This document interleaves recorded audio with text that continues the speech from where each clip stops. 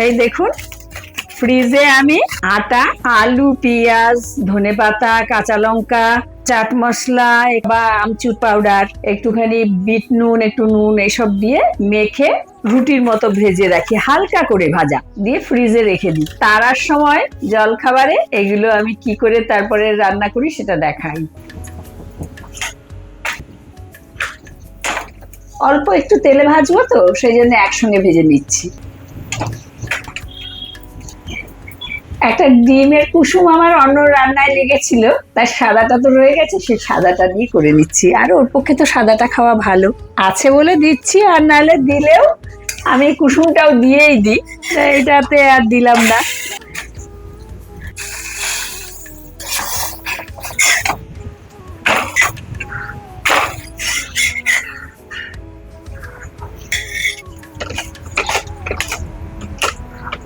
এই তোমার খাবার।